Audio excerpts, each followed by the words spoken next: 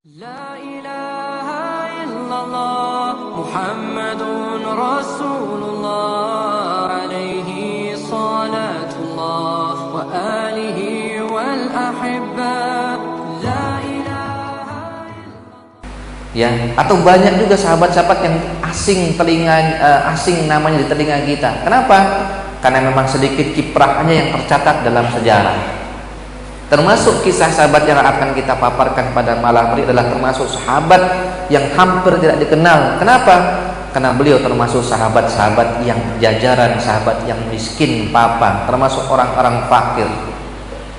Yang kalau dia ngomong mungkin kurang didengarkan. Sebagaimana hari ini kita, status sosial, kekayaan, titel yang tinggi itu sangat berpengaruh untuk didengarkan atau tidak ucapan dan omongan kita.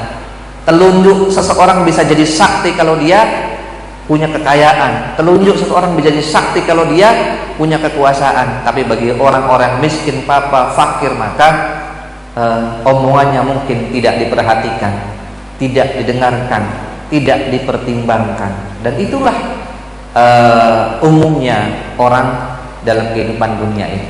Termasuk di antara kaum muslimin pun seperti itu. Ya, Ubah bin Zaid bertambah sedih karena sampai waktu yang lama beliau juga belum mendapatkan kejelasan apa yang bisa beliau dapatkan, apakah beliau masih bisa berangkat atau tidak. Maka bertambah sedih beliau dan terus bersedih dengan keadaan beliau yang miskin dan papa serta fakir tersebut. Datang maghrib beliau tetap sholat, ya, sholat apa? Sholat maghrib berjamaah bersama Rasulullah. Datang isya, ya, beliau tetap sholat, ya. Beliau pulang ke gubuk sederhana beliau, tapi ternyata ya keinginan beliau untuk ikut berkontribusi dalam Islam tersebut belum ada jalannya. Kegalauan beliau adalah kegalauan akhirat. Keinginan beliau adalah keinginan untuk berkontribusi walaupun dalam kondisi yang sangat minim dan sangat tidak memungkinkan. Ya, kusak-kusuk, susah tidur dan terus ya sampai akhirnya beliau pun lelah dan tertidur. Di kehinaan malam beliau pun bangun, ya, bangun dan beliau ambil air wudu.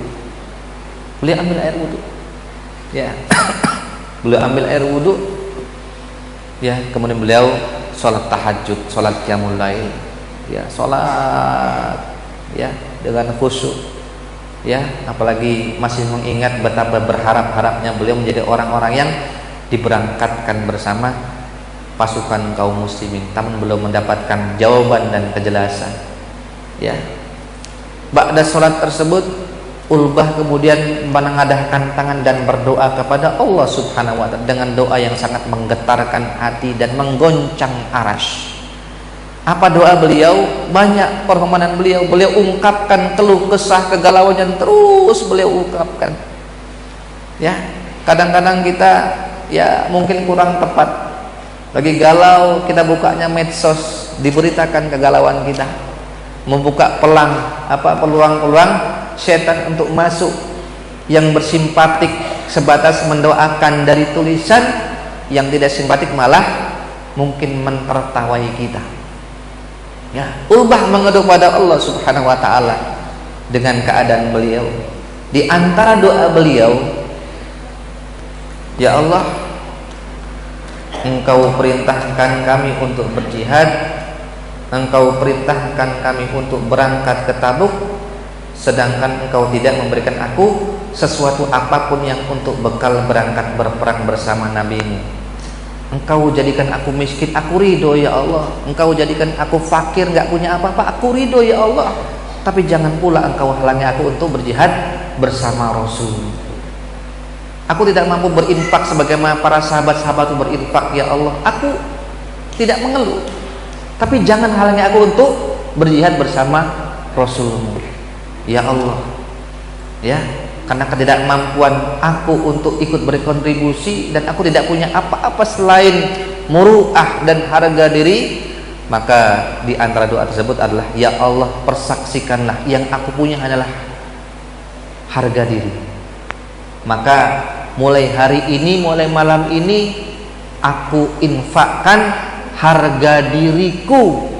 Kalau setelah ini ada orang-orang yang mencela aku, yang menyakiti aku, yang mungkin menghibahku, menfitnah aku, apalagi mungkin melukai fisik dan hatiku, demi Allah sudah aku halalkan karena aku telah menginfakkan harga diriku. Allahu Akbar. Sahabat yang miskin papa, yang tidak punya apa-apa, namun hatinya tetap punya keinginan untuk tetap berinfak dengan apa yang dia punya, dan beliau tidak punya selain harga diri. Hari ini mungkin ada orang-orang yang ketika dihina Islamnya dia nggak ambil pusing, yang dihina agamanya dia nggak pernah ambil pusing, tapi begitu dihina keluarganya dia marah besar. Ya, orang tahan bunuh-bunuhan, tahan ribut. Kenapa? Karena merasa dirinya dihinakan atau dilecehkan kehormatannya. Ya, itu termasuk yang paling berharga dalam kehidupan kita adalah harga diri. Kata Rasulullah, ya, diharamkan atas kaum muslimin darahnya, hartanya dan kehormatannya.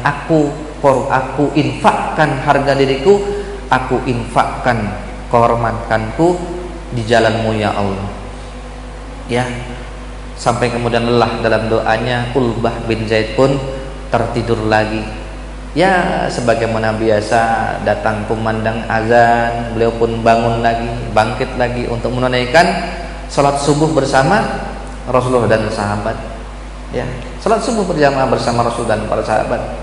Ya, ketika beliau mungkin sudah lupa dengan doa-doa yang beliau ucapkan dan beliau lantunkan di malam hari kepada Allah Subhanahu wa taala. Beliau sudahlah, ya, beliau sudah pasrah dengan takdir. Kalau berangkat ya berangkat, bersyukur. Kalau tidak ya sudahlah, memang nasibnya, takdirnya Allah seperti ini, dan dia ridho dengan semua yang telah Allah berikan kepada dirinya. Ulbah ridho dengan takdir Allah Subhanahu wa taala.